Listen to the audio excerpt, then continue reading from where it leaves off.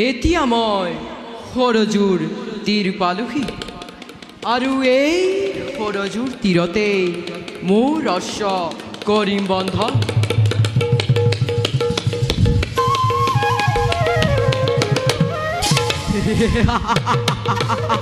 সাৱধান নাগাওঁ, এইবাৰ তহঁতৰ নাই পৰিত্যাগ। কেনেকৈ বুজিবি তহঁতি এই দেৱতাৰ মায়া? অশ্বৰ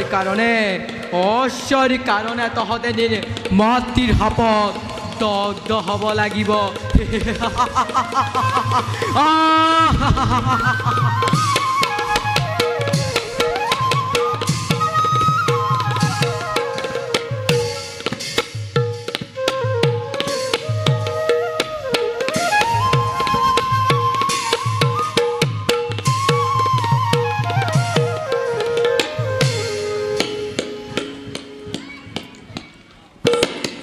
মোৰ ভনীটি বিনতা বাইদেউ আমি এতিয়া আহি সৰজুৰ তীৰ পালোহি সৰজুৰ তীৰত ইন্দ্ৰই যি অশ্ব বন্ধন কৰিছে সেই অশ্ব শ্বেতবৰ্ণ নে কৃষ্ণবৰ্ণ সেই অশ্ব শ্বেত বাইদেউ নহয় ভনীটি বাইদেউ তুমি ভুল কৰিছা সেই অশ্ব কেতিয়াও শ্বেত হ'ব নোৱাৰে বাইদেউ সেই অশ্ব কেতিয়াও কৃষ্ণ হ'ব নোৱাৰে বাঘৰ অশ্ববৰ্ণ শ্বেত বুলি জানে সকলোৱে কোৱা বাইদেউ তুমি মোক এনে প্ৰশ্ন কিয় কৰিলা কি ক'লি বিনতা বাইদেউ বাঘ হ'বৰ যশ শ্বেত বাইদেউ মোৰ কি দৃষ্টিশক্তি নাই মই কি অন্ধ হ'লো বিনতা মই মিছা কোৱা নাই বাইদেউ তুমি ভুল বুজিছা বাঘৰ অশ্ববৰ্ণ সাগৰ মন্থনত উৎপত্তি হৈছিল তাৰ বৰত সম্পূৰ্ণ শ্বেত বাইদেউ তেন্তে তই মোৰ সৈতে বিবাদ আৰম্ভ কৰিব খুজিছ বাইদেউ তই কি এতিয়াও দেখা নাই বাঘৰ যশ সম্পূৰ্ণ কৃষ্ণ মই ভালদৰে জানো বাইদেউ কেতিয়াও বাঘৰ অশ্ব কৃষ্ণ হ'ব নোৱাৰে মই তোমাৰ সৈতে বিবাদ আৰম্ভ কৰিব খোজা নাই তুমিহে মোৰ সৈতে বিবাদ আৰম্ভ কৰিব খুজিছা মই কি তোৰ সৈতে বিবাদ আৰম্ভ কৰিব খুজিলো বাইদেউ বুজিছো মোৰ প্ৰতি তোৰ হিংসাৰ ভাৱ বাইদেউ কাৰণ মই হলো সহস্ৰ সন্তানৰ জননী আৰু তই হলি অপুত্ৰ বাইদেউ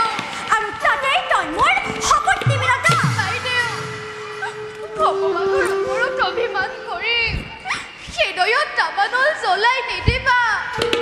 ভগৱানে মোৰ অন্তৰৰ পৰা তেনে হিংসাৰ ভাৱ দূৰ কৰক বাইদেউ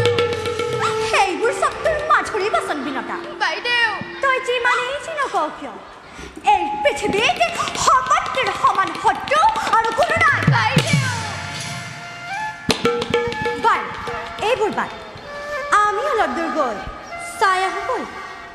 কাৰ কথা সঁচা আৰু কাৰ কথা মিছা বলো বাইদেউ কিন্তু সাৱধান বিনতা পণ হ'লে ৰাখিব লাগে কি ক'লে বাইদেউ পণ ৰাখিব লাগিব পণ ৰাখিব লাগিব সেই পণ আকৌ তই কি জান বিনতা কি বাইদেউ সেই পণ আকৌ তই কি জান বিনতা কওক বাইদেউ দাসী পিতৃপণ ৰাখিবি যিজনী পৰাজয় হয় জয়জনীৰ দাসী হ'ব লাগিব এতিয়া ক বিনতা বাঘৰ যশ শ্বেতনে কৃষ্ণ সত্য কেনেকৈ অসত্য কৰোঁ বাইদেউ তেন্তে পণেই স্থিৰ হ ই কেৱল পণেই নহয় বিনতা উভয়েৰে ভাগ্য পৰীক্ষা সেই পণাজিলৈকে কোনেও কৰা নাই আৰু নকৰেও পৰিছে মনত মোৰ অৰুণৰ অভিশাপৰ কথা প্ৰকৃতিৰ কেইখন মূৰ্তি দাসী পিতৃপণ স্থিৰ হ'ল বাইদেউ তেন্তে আমি নিজ গৃহলৈ যাওঁ ব'ল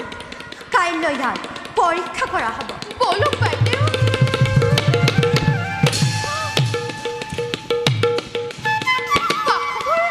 বাঘৰ অশ্ব শ্বেত বুলি জানে সকলোৱে